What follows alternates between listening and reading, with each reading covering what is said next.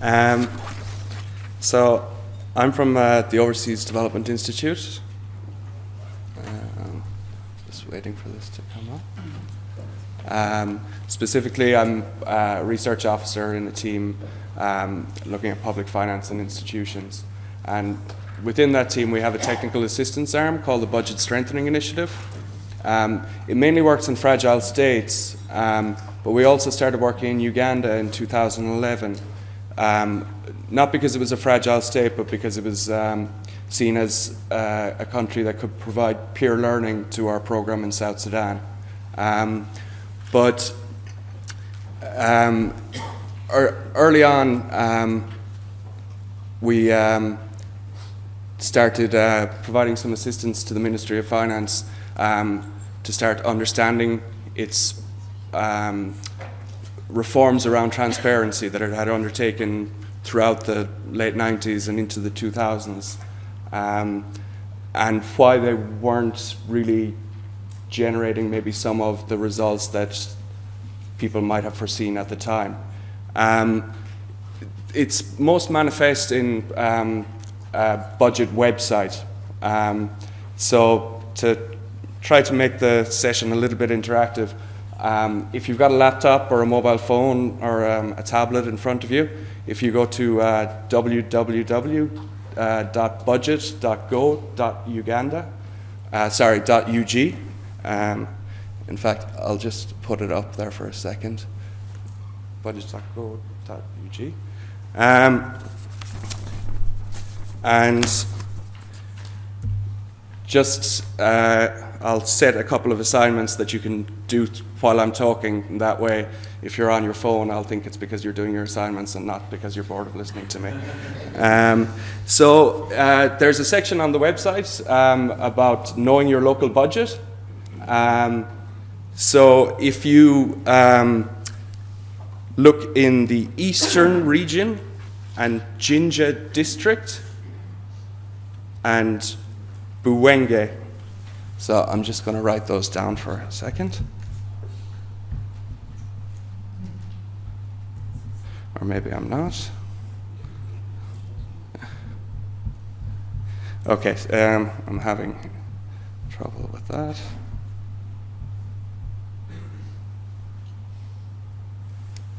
Okay, but if you go into the Eastern region and Jinja district and Buwenge sub-county and look at how you can check how health centers have or have not received their first quarter release from the budget. And then if you look under the section under the national budget, you can also look at how much of the national budget is being spent on infrastructure in the 2016-17 budget, and you can also look at infrastructure in the approved budget from 2013-14, and you might look at this in terms of education spending as well, and maybe afterwards you can comment on what this tells you about shifting national priorities in Uganda. There's also a feedback page where you can look at what people have been leaving in terms of comments. Okay, but now I shall start. So Uganda was already considered pretty transparent. It had done a lot of PFM reforms around transparency in the 90s and 2000s. So much so that by 2015, the Open Budget Index ranked it 24th out of 102 countries surveyed. That put it first in East Africa, second in Africa, behind only South Africa, and ahead of countries including Spain and Chile. But this then begs the question, if they're already doing well on transparency, why are they setting up a website and why are they having a transparency initiative? Why are they pushing transparency more? While corruption was falling, it wasn't necessarily falling fast enough. So the Corruption Perceptions Index for Uganda is still quite high. There was issues around funds not reaching local service delivery units, particularly capitation grants for schools. And then in 2012, there was quite a big scandal in the Prime Minister's office related to donor funds that did not receive the intended beneficiaries in northern Uganda. Some people in the room are nodding, and I think they remember that. So this kind of increased the impetus for more transparency. Transparency was seen as the solution, but there needed to be a better understanding of the problem. So at the time, BSI was involved in looking at some of the districts. They were particularly focused in 2 districts in the north, and looking at the rollout of output budgeting and how this was progressing in 2 districts, and also with respect to how the parliamentary oversight functions were working. And they surmised that at the central level, the dissemination strategy and the tools were somewhat disorganized, and there was also a failure just to use the data that was available to them. They had rolled out this output budget tool that talked about what outputs should be made at what service delivery unit in a sub-county, but this information was just being held in a database that nobody really had access to besides the district planners who were reporting on it. And then at the local level, there was this kind of problem where one person was doing all the work, the district planner, and this was basically being done just so that they could get the next quarter's release. So there was very little scrutiny of the reports that were being produced, and the quality of the reports were also problematic. So this led to the emergence of a budget transparency strategy. Now this wasn't like a light switch that went on overnight.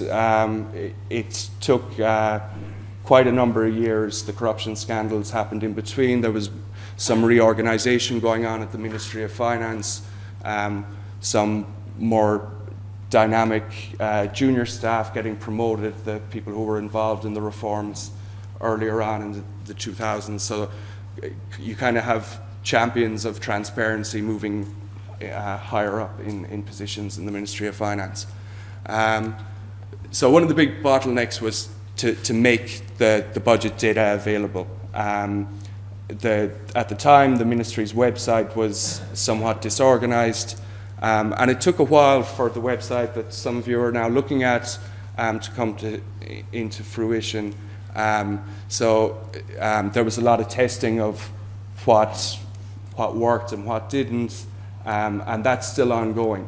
But there was also a perceived need to invest in intermediaries, particularly in the press. There was a feeling in the Ministry of Finance that the local press just didn't understand budgetary process issues well enough, was not reporting well enough on them. So a number of media trainings were conducted, but the Ministry of Finance couldn't do this on its own, so it started pulling in civil society organizations to assist, particularly one civil society organization, the Advocates Coalition for Development and Environment. And there was also some research getting involved. The Innovations for Poverty Action group were pushing the idea that just making the data available may not do anything. You need to invest in trying to push it to the right people, and then see if something comes out of this. So they started putting in place mechanisms to target local councillors, local authority staff, by registering them on the website so that they receive SMS alerts to say that fund amount X has reached service delivery unit Y in your local district. And there was also recognition to create these feedback loops, but that nothing would happen unless the feedback was actually responded on. So ultimately, the Ministry of Finance and local government would need to act on any feedback that was beginning to be received. So that's a kind of look at the website.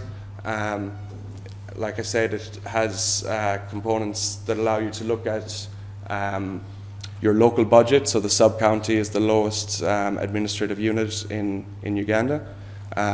So local councillors, for example, can see how much has been budgeted for a certain health centre in their sub-county, and then they're able to view if funds have been released by the Ministry of Finance.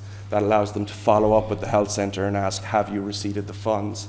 Have you spent the funds on what you were supposed to spend the funds on? Also gives the general public knowledge that, you know, if they're going to their health centre and the health centre says they haven't received funds and they don't have this medicine, they can find out, well, you know, the website says you have received the funds. So it also organises a number of other things, including the budget library, which puts the actual soft copy of the big budget documents and other quarterly reports online as well. So this is an example of how it looks. You have the plan and what has been done to date. And it has tabs that allows you to look at just financial information, but one of the key things was to translate the financial information into local language, more colloquial language of relating the outputs and the output budget tool to money spent. So by saying District X has received this amount and it has spent it on tarmacking roads from here to here. Yeah? It also allows some functions like exporting documents to Excel, exporting documents to PDF so that they can be brought to meetings. But not everybody in Uganda has access to the internet, and even though mobile phone penetration is high and more people have access to smartphones, it's problematic also because of higher literacy levels, different languages. So it wasn't enough just to have the website. A hotline and call center was also launched, which allows people to phone in toll-free, ask about their budget, make comments about their budget, have those comments posted onto the website, and then receive feedback afterwards. But you would also like to know if all of this transparency is having any effect. So IPA, the group that I mentioned earlier, when the website was set up, they designed a randomized controlled trial. So they picked 260 sub-counties and 28 districts, and they are assessing the impact of providing training on how to use the budget website to local councillors, government administration at local government level, compared to another sample who do not receive the training, another sample who receive slightly less training. I unfortunately am not going to wow you with the results of this randomized control trial. It hasn't finished yet. But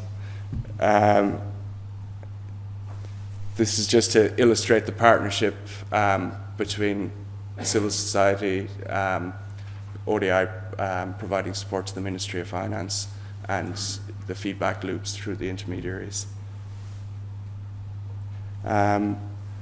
So to try to sum up, transparency in isolation doesn't change too much.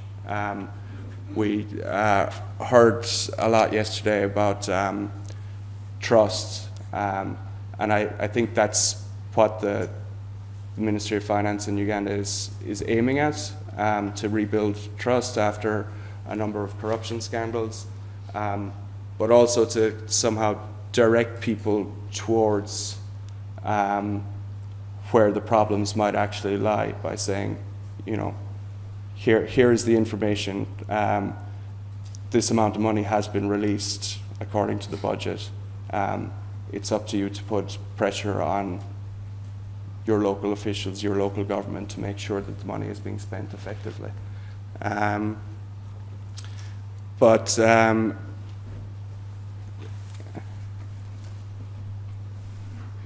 one of the main lessons learned is the importance in investing in these feedback loops, and it's not particularly straightforward how these things, how feedback works.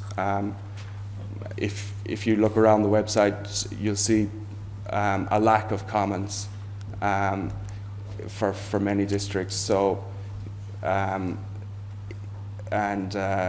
you'll also see problems with comments not being followed up on the Ministry of Finance side. So that's a big challenge going forward, getting the Ministry of Finance to process the information that's coming into them and to act upon it.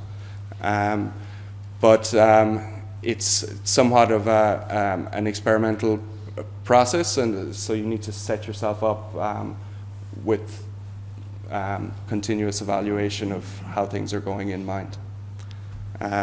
There is some anecdotal evidence about the impact, so I'm just going to leave that up on the screen for people to think about as I leave the floor. Thanks very much.